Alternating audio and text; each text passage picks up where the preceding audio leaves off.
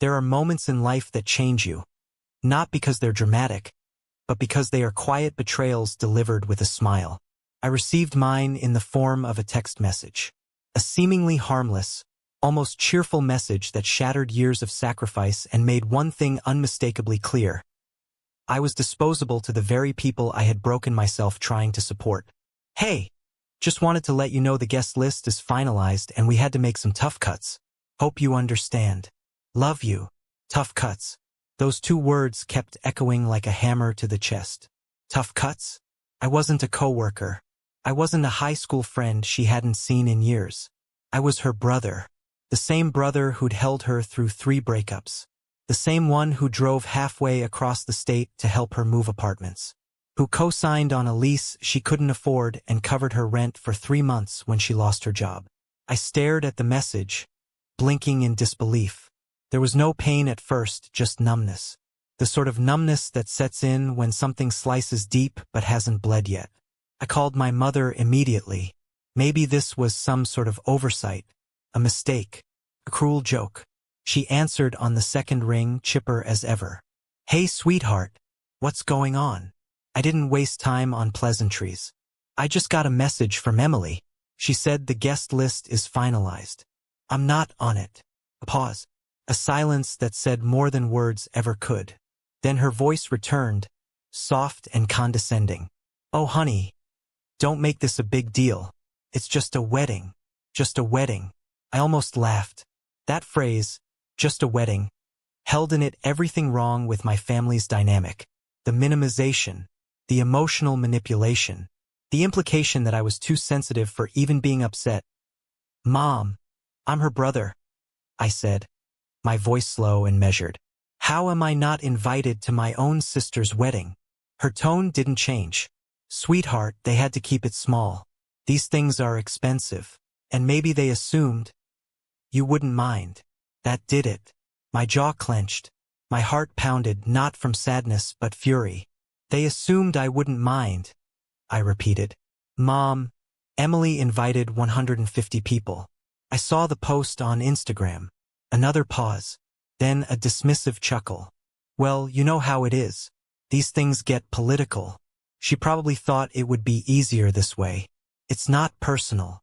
I nearly dropped the phone. Not personal. I was being erased from a major family milestone like an unwanted edit in a group photo. And it wasn't personal?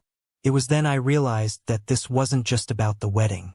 This was about every time I'd been overlooked. Every time I was expected to understand. Every time I was the one who bent, who forgave, who accepted whatever crumbs of respect were thrown my way. Not this time.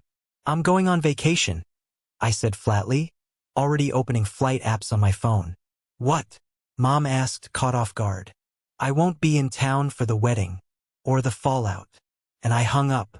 I didn't know where I was going, just that it needed to be far, warm, luxurious.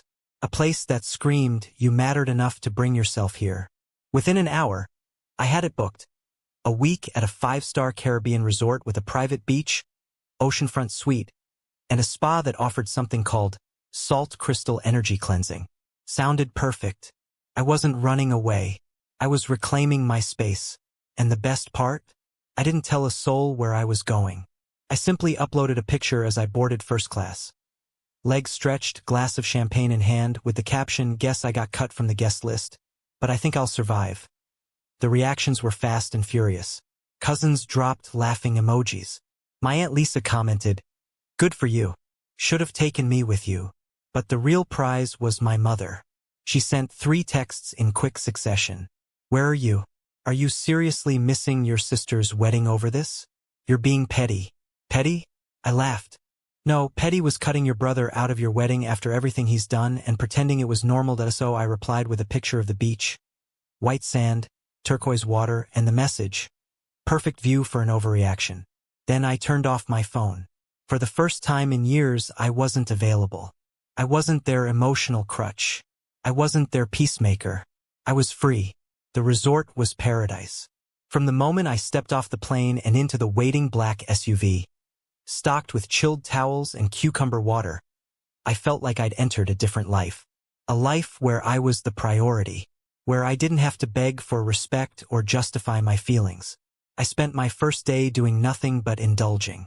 Pancakes and espresso delivered to my room. A swim in the infinity pool that overlooked the ocean. A long nap under a cabana while the sea breeze rustled through palm leaves. I posted a few more pictures, not out of spite, but because I wanted to remember this moment. When one door closes, another one opens, preferably to a beach suite with unlimited margaritas.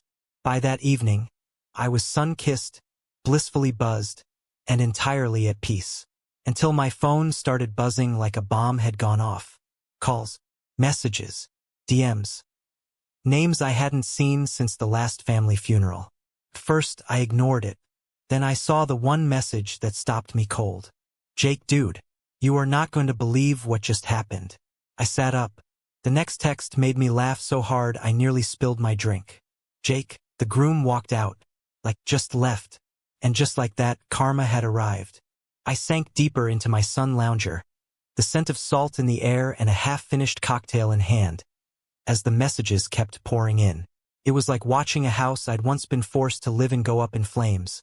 Except now, I was sitting on a balcony far from the smoke, toasting marshmallows with a grin. Jake again. Dude, call me.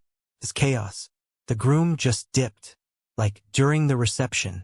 I scrolled, chuckling as more texts came in from family members who hadn't spoken to me in months. Now acting like I was the only person who could salvage the mess. Mom, call me. This is a family emergency. Emily, please, I need you. Answer your phone. Cousin Rob. Where the hell are you? Emily's freaking out. A loud laugh escaped me. Oh, now I was important? Now I mattered? I sipped the rest of my cocktail and let the absurdity settle in.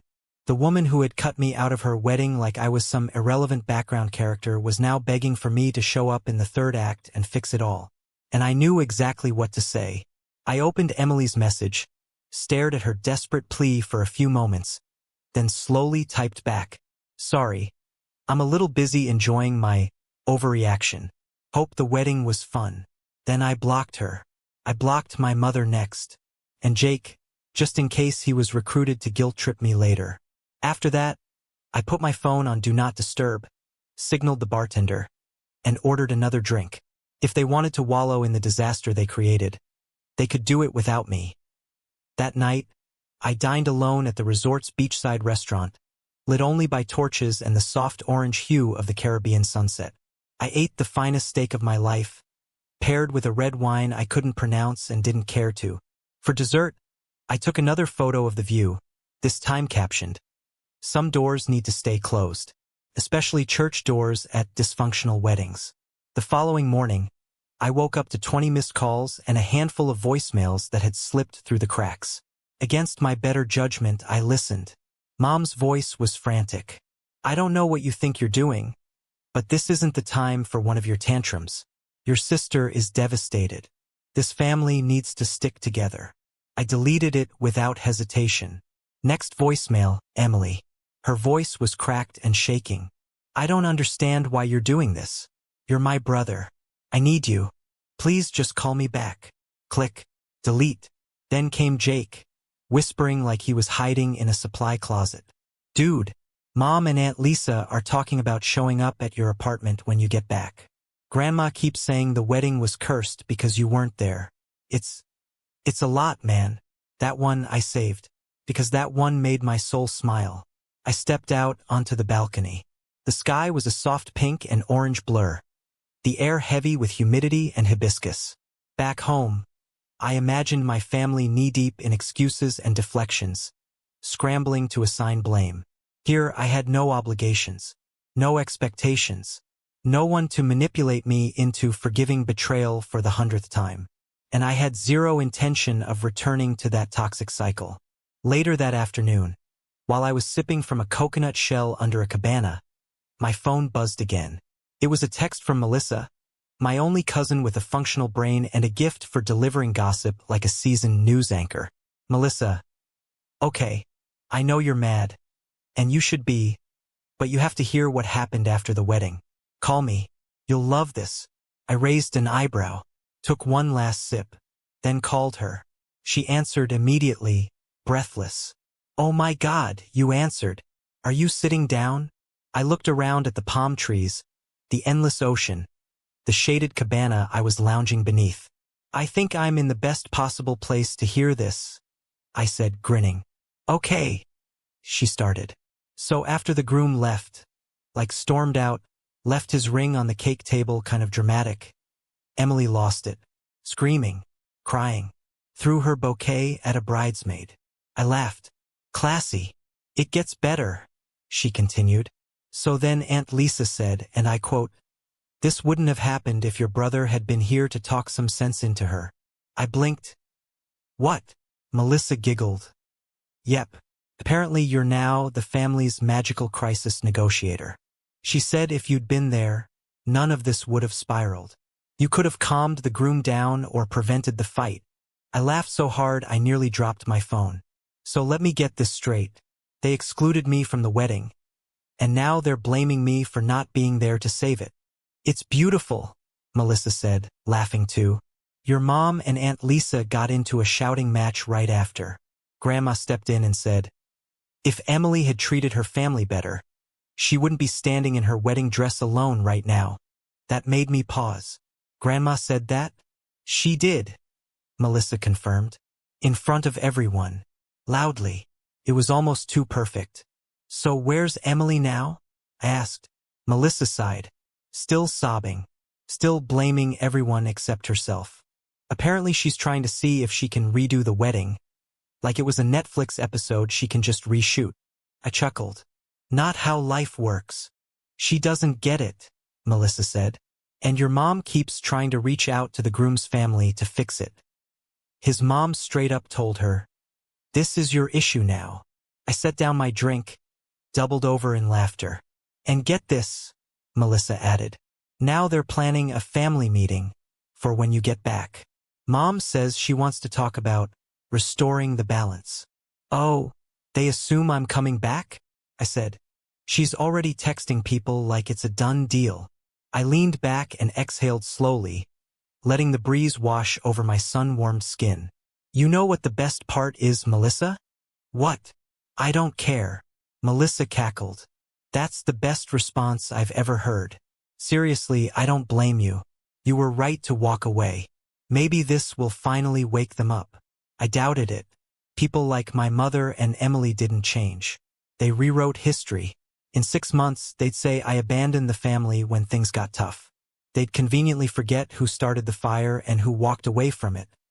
But I didn't care. After the call ended, I spent the rest of the day in a state of bliss. I booked a sunset cruise, tipped the bartender with a smile, and fell asleep that night listening to the sound of waves instead of voicemail rants. When I woke up the next morning, I posted one final picture. A perfect plate of breakfast on my balcony, mimosas, tropical fruit, avocado toast with edible flowers, and the caption, "Zero regrets. Wishing peace to the people who cut me out, now choking on their own drama." Then I blocked every remaining number that had dared to ring my phone. I wasn't just out of town. I was out of their reach. And for the first time in my life, I realized I didn't need to be a part of that story anymore. They didn't invite me to their perfect day. So the universe gave me a perfect week instead. And it was the best revenge I never had to plan. On the last night of my trip, I stood barefoot on the beach, toes buried in the cool sand, watching the waves crash under the starlight. The moon painted silver trails across the ocean as the tide gently kissed the shore, uncaring, where family no longer meant sacrificing myself to protect other people's dysfunction. They cut me out of the wedding like I was an extra, so I rewrote the ending. And this time I was the main character,